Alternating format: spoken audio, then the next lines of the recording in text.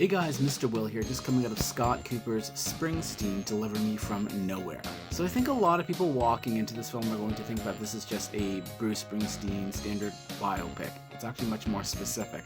It hones in on a period in Bruce Springsteen's life where he was just starting to take off. He decides to go back to Colts Neck, New Jersey, which is where he grew up, and he just sort of re-explores his origins, revisits his past in regaining inspiration to write this folk album that is deeply personal and unlike anything he's ever done before. But there are risks associated with that. And this, of course, poses a bit of a nightmare for his record label CBS, who have a very specific vision for him to deliver big smash hits. So the film ultimately explores a few very pivotal relationships in Bruce Springsteen's life.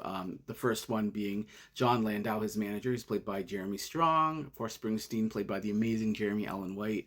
The film really looks at this father-son dynamic in that John Landau goes up to bat to help Bruce Springsteen fulfill his desire of releasing this perfectly crafted album he recorded in his bedroom in New Jersey on a 4-track and recorded on a cassette. But how do you get this perfect recording, which is on a cassette, mastered and upscaled to be printed commercially? So that's a big part of the struggle of the film, making this happen. And secondly, the film also explores the actual father-son dynamic between Bruce Springsteen's biological father, played by Stephen Graham, and Springsteen himself. So the film flashes forward and back, and we see how he is subject to some domestic abuse at home. Those issues never really become fully resolved.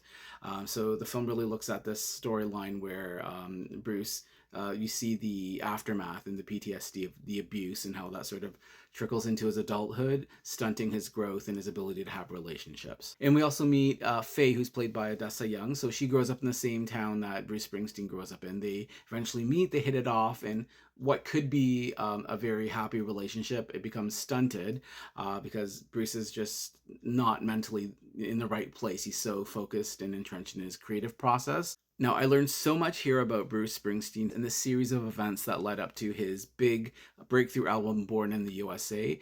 This film really focuses in on that little time period before that happens, where he really has to confront his demons, face his past, because he's been running away from them his whole entire life. Jeremy Allen White absolutely delivers. He conveys the message perfectly, embodying Bruce Springsteen's spirit, and also the musicality, like he's actually playing and singing here. So good.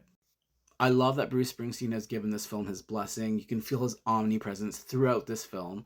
This film really helps us understand who he is as a person. Jeremy Allen White's flawless performance cannot be missed. 20th Century Studios Canada released Springsteen, Deliver Me From Nowhere in IMAX, October 24th.